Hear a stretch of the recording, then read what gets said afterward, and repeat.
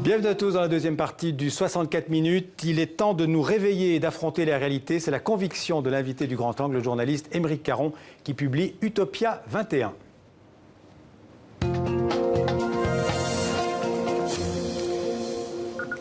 Bonjour Aymeric Caron. Bonsoir. Alors vous êtes avec nous à l'occasion de la sortie de votre dernier livre, donc Utopia 21 chez Flammarion. Alors je vous présente en quelques mots. Vous êtes journaliste, vous avez notamment travaillé pour Canal+ et pour Europe 1. Et puis on vous connaît surtout en France et dans le monde entier, d'ailleurs grâce à TV5 Monde, comme chroniqueur de 2012 à 2015 dans l'émission N'est pas couché de Laurent Ruquier. Et puis c'est pas anodin pour vous, vous vous revendiquez comme végétarien, défenseur... végétalien, même vegan. Végétalien. Ah, dans votre dossier de presse, c'est marqué végétarien. Donc disons... C'est pas le studio de ma maison de presse alors. Hein, parce que... donc végétalien. Vegan, revendiqué. Vegan, défenseur des droits des animaux. Un combat que vous avez prolongé d'ailleurs dans un précédent livre en 2016 qui s'appelle Antispéciste, réconcilier l'humain, l'animal et la nature. On en parlera d'ailleurs peut-être à propos de ce livre-ci. Alors votre nouveau livre justement, c'est Utopia 21. Alors c'est un livre impressionnant, déjà plus de 500 pages. Un titre qui renvoie évidemment à un livre fondateur de l'humanisme de la Renaissance, le célèbre Utopia, Utopie en français, écrit il y a 500 ans, en 1517, par Thomas More, le fameux théologien et homme politique anglais. Alors c'est un héritage que vous assumez dans votre livre, qui est aussi, on peut le dire, une utopie, une route, un voyage pour affronter la réalité. C'est ça votre livre? Oui, exactement. C'est-à-dire que je pense qu'on a aujourd'hui un rapport faussé à la réalité, justement, et à l'utopie. C'est-à-dire que beaucoup des choses qu'on nous présente comme étant des vérités, c'est-à-dire notre rapport à la démocratie, à la liberté, à l'égalité, à la fraternité, à l'économie, à l'argent, beaucoup de ces choses-là sont fausses en réalité. C'est-à-dire qu'on nous ment sur beaucoup de ces points. Et je pense que une forme d'utopie nous oblige aujourd'hui à reconsidérer complètement ces modèles. Et ce qu'on nous présente souvent comme des utopies, c'est-à-dire comme des visions un petit peu illusoires de la réalité, sont en réalité des solutions extrêmement réalistes. Je vais prendre un point extrêmement concret pour me faire comprendre. Si on prend par exemple notre rapport aujourd'hui à l'environnement. Vous en parlez beaucoup dans le livre. Oui, parce que lorsqu'on explique pourquoi aujourd'hui la décroissance est une nécessité économique, pourquoi on doit arrêter de produire autant.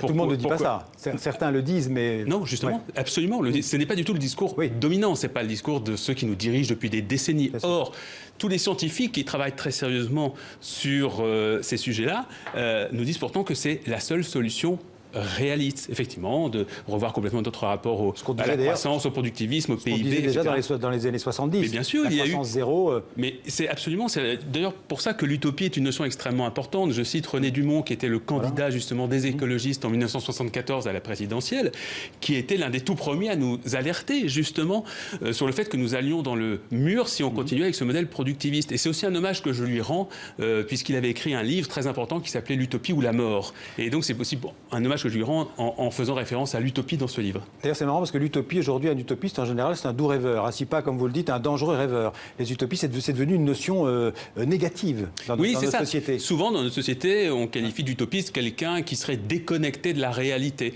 Mais en réalité, je pense que l'utopiste, aujourd'hui, c'est celui qui essaye d'inventer un monde meilleur, tout simplement, en tenant compte précisément de réalités qu'on essaie de nous cacher. Alors, avant de parler des propositions utopistes ou utopiques que vous faites, plutôt utopistes, vous avez vraiment une vision du monde, c'est ce que j'ai ressenti à la lecture du livre, extrêmement pessimiste. Alors, parfois, on peut vous prendre pour un dangereux gauchiste révolutionnaire parce que vous dites des choses, vous y allez fort parfois. Vous dites le néolibéralisme, c'est un totalitarisme, je vous cite, du niveau du nazisme et du stalinisme. C'est un totalitarisme. Non, c'est-à-dire que, attendez, évidemment, sorti du contexte, c'est-à-dire que je fais référence à Hannah Arendt qui a réfléchi sur les totalitarismes. Et en effet, j'explique qu'elle avait identifié deux totalitarismes qui étaient le nazisme et le communisme, ou le fascisme et le communisme.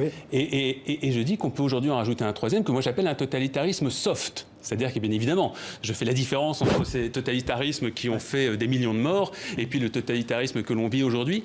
Je l'appelle totalitarisme tout simplement parce qu'on est dans une manipulation des masses qui ne pensent plus, qui se laissent faire et avec une pensée unique. Et aussi avec un système de pensée qui aliène complètement nos libertés. C'est en ce sens-là. Alors, vous, par exemple, vous dites, au hasard, il y en a plein d'exemples dans votre livre, vous dites que notre démocratie, c'est qu'une démocratie de façade. Oui. La victoire d'Emmanuel Macron en mai, pour vous, d'ailleurs, c'en est un exemple. C'est ce que vous appelez une déroute démocratique. Oui, complètement, Pourquoi ? parce que lorsque l'on regarde qui a voté pour Emmanuel Macron, et lorsqu'on regarde les sondages qui ont été faits auprès de ceux qui ont mis un bulletin dans l'urne pour lui, dès le premier tour, parce qu'on a un deuxième tour très particulier, on se rend compte qu'en réalité, il y a seulement un Français sur 10, en tout cas un votant sur 10. Vous rappelez qu'il fait 24% des votants. Des votants, avec une abstention très forte, autour de 20%. Et lorsqu'on interroge les votants, beaucoup de ceux du premier tour nous indiquent déjà qu'une grande partie d'entre eux n'ont pas voté par adhésion, mais par calcul, simplement en se disant, alors sachant que voilà, un tel va pas être qualifié, par contre lui va l'être, Macron celui qui a le plus de chances. Donc on se rend compte qu'en réalité, il y a simplement un électeur de Macron sur 10 environ qui a vraiment voté pour lui par qui ne serait pas légitime pour vous. Adhésion.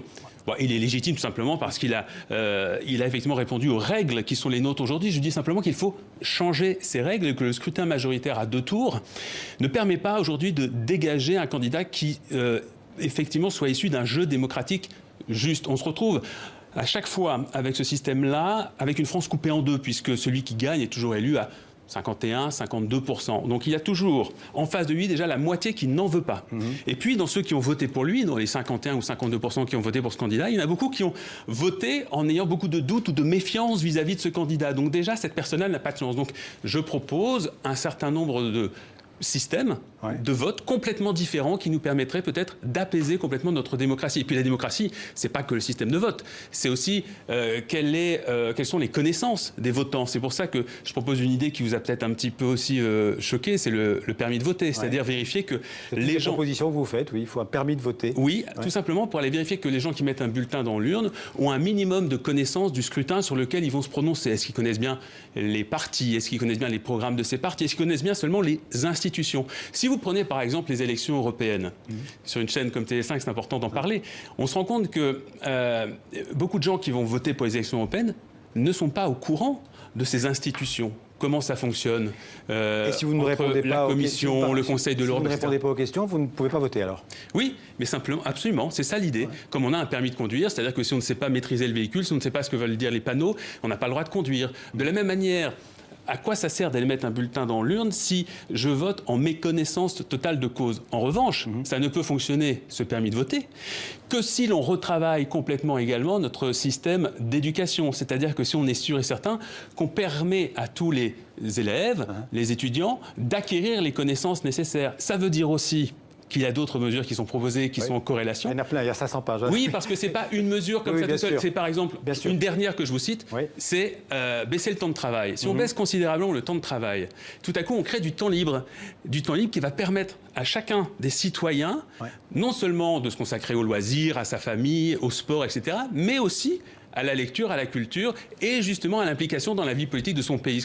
Aujourd'hui, beaucoup de gens n'ont pas le temps de s'intéresser suffisamment aux questions politiques. Alors vous parlez beaucoup aussi de l'argent que vous considérez comme une escroquerie, que nous sommes dirigés par une plutocratie, que ce soit en France ou dans le monde d'ailleurs.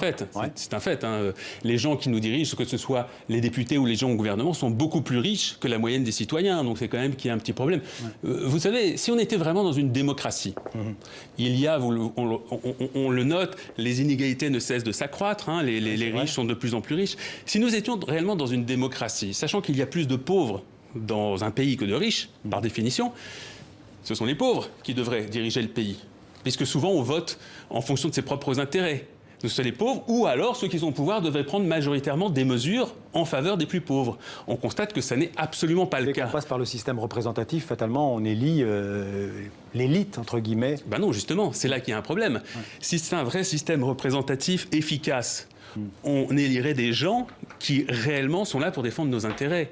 On constate qu'on arrive à une perversité absolue où des gens vont voter pour des représentants qui en réalité ne vont pas du tout les défendre eux, mais qui vont défendre des intérêts économiques, des lobbies, en faisant croire à certaines classes de la population qu'en effet ils peuvent les défendre.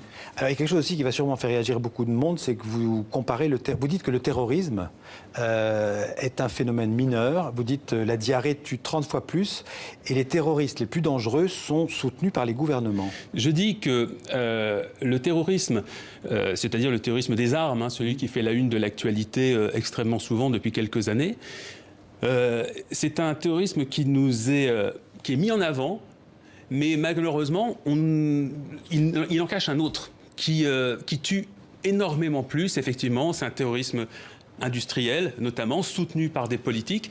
Je cite le chiffre de 12,5 millions de morts par an à cause de la pollution de l'eau ou de l'air, l'antibiorésistance qui fait 15 000 morts par an en France. Je peux vous citer beaucoup de domaines. Lorsqu'on prend un groupe comme Monsanto, par exemple. Monsanto, qui évidemment a été au cœur de très nombreux procès. On en parle beaucoup en ce moment avec le glyphosate. Monsanto a sciemment truqué des études. Monsanto sait depuis des années que ces produits sont polluants. Sait que ces produits font des victimes, tuent des personnes, des hommes, des femmes, des enfants, créent des déformations sur des bébés. Et pourtant, cette entreprise continue à vendre ses produits et à s'enrichir.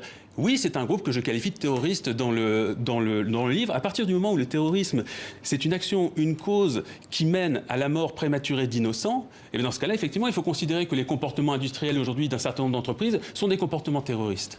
Alors, liberté, égalité, fraternité, vous dites dans les 3 cas, c'est un mensonge. Mensonge de liberté, mensonge d'égalité, mensonge de fraternité. Oui, en effet, je pense que ces notions, c'est quand même magnifique. C'est un magnifique triptyque. Liberté, égalité, fraternité, c'est la fierté de la France, en principe. Et souvent, nos représentants disent que nous sommes le pays des droits de l'homme et sont extrêmement fiers d'afficher ces valeurs. Et pourtant, lorsqu'on les passe à la loupe, chacune de ces valeurs, on constate que non, malheureusement, elles ne s'expriment pas de manière extrêmement efficace aujourd'hui dans notre pays. Alors, l'utopie, on en a un peu parlé au début, l'utopie du XXIe siècle, pour vous, c'est un fil rouge dans le bouquin, ne peut passer que par l'écologie.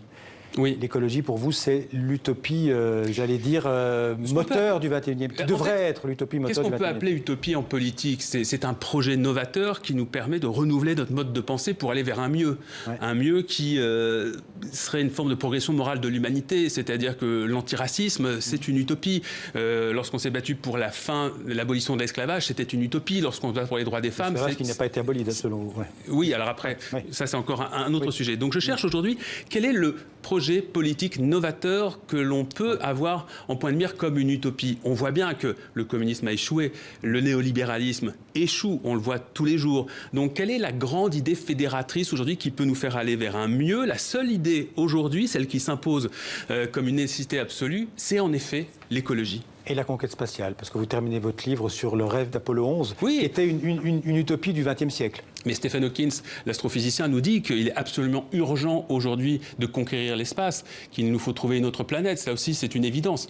Si on réfléchit sur le très très très long terme, on sait que de toute façon, la vie va devenir un jour impossible pour l'espèce humaine sur Terre. La Terre, d'ailleurs, va disparaître un jour. Donc si effectivement... Dans très très longtemps. Dans très très longtemps, dans quelques milliards d'années, mais tout de même, on peut y penser. Et puis surtout, dès aujourd'hui, on se rend compte que, vous savez que si nous adoptions tous aujourd'hui le mode de vie des Américains, il nous faudrait 3 planètes. Au moins. 3 planètes Terre. Donc, vous voyez bien que dès aujourd'hui, il faut en effet réfléchir à la manière dont nous pourrons continuer à faire vivre l'espèce humaine sur peut-être d'autres planètes que la nôtre.